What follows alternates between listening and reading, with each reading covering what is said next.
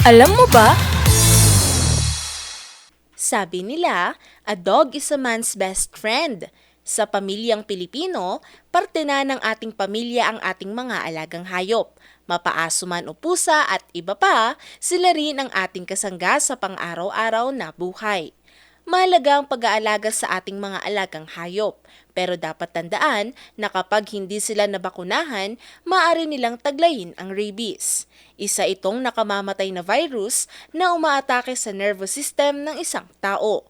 Karaniwang nakukuha ito mula sa kagat o galos ng aso o pusa na nagdadala ng infeksyon. Ayon sa Department of Health o DOH, noong nakaraang taon, pumalo sa mahigit 300 ang kaso ng rabies sa Pilipinas. Mas mataas ito kumpara sa datos noong 2023 na 287 lamang na kaso ang naitala. Karamihan sa mga biktima ay mga bata na nakakagat ng mga hindi nabakunahang aso.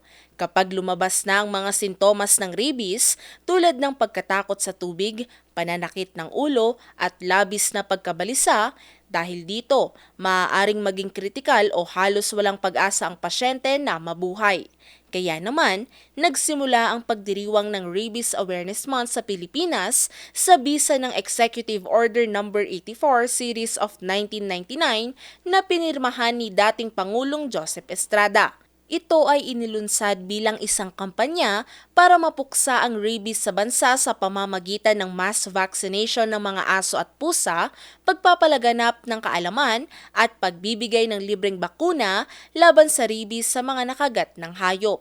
At kung makakagat ng aso, hugasan agad ang sugat ng malinis na tubig at sabon sa loob ng 10 hanggang 15 minuto at agad na magpunta sa pinakamalapit na Animal Bite Center para magpakonsulta at magpabakuna.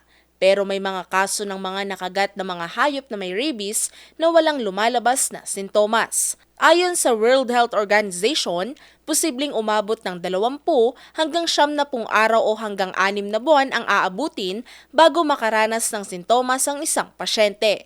Ito'y dahil posibleng matagal ang paglalakbay ng virus bago nito marating ang utak ng isang tao. Kaya mahalaga pa rin na huwag ipagsawalang bahala ang mga kagat o galos at agad magpakonsulta at magpabakuna. Ang Rabies Awareness Month ay hindi lang para sa may alagang aso at pusa, kundi para sa lahat.